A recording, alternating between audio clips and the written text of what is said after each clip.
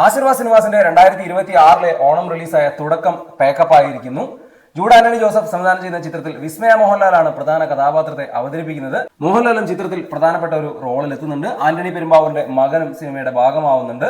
ഗംഭീര ടെക്നിക്കൽ ടീമാണ് ഈ സിനിമയ്ക്ക് ഉള്ളത്. ആക്ഷന് പ്രാധാന്യം നൽകി ഹൈറേഞ്ചിൽ ഒരുക്കുന്ന ഈ ഒരു ചിത്രം ഒരു പക്ഷേ ആശീർവാദ് സിനിമാസിന്റെ ഒരു സർപ്രൈസ് ഹിറ്റായി മാറാനുള്ള സാധ്യതയുണ്ട്. ഇൻഡസ്ട്രി ഹിറ്റായ 2018 ശേഷം ജൂഡ് ആന്റണി ജോസഫ് ഒരുക്കുന്ന സിനിമയാണ് തുടക്കം. എന്തായാലും തുടക്കത്തെക്കുറിച്ച് വലിയ രീതിയിലുള്ള പ്രതീക്ഷകളാണുള്ളത്. ഈ സിനിമയുമായി ബന്ധപ്പെട്ട് ആദ്യം കേട്ടത് മാർഷൽ ആർട്സുമായി ബന്ധപ്പെട്ട രംഗങ്ങൾക്ക് വളരെയധികം പ്രാധാന്യമുള്ള സിനിമ എന്നുള്ളതാണ്. മോഹൻലാൽ അതിഥി വേഷത്തിലാണ് ഈ ചിത്രത്തിൽ പ്രത്യക്ഷപ്പെടുന്നത്. ചെറിയ ബഡ്ജറ്റിൽ ഒരുങ്ങുന്ന ഈ ഒരു ചിത്രം പ്രണവ് മോഹൻലാലിന് ശേഷം വിസ്മയ മോഹൻലാലിനെയും മലയാള സിനിമയ്ക്ക് പരിചയപ്പെടുത്തുന്നു. 2018 റിലീസായ ആദിയിലൂടെയാണ് പ്രണവ് മോഹൻലാൽ നായകനായി മലയാള സിനിമയിലേക്ക് കടന്നു വന്നത്.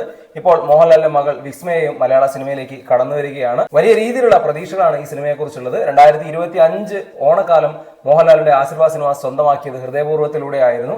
2026 ആശീർവാദ് സിനിമാസിന് തുടക്കത്തിലൂടെ ഒരു ഹിറ്റ് ലഭിക്കുമെന്ന് തന്നെയാണ് കരുതുന്നത്.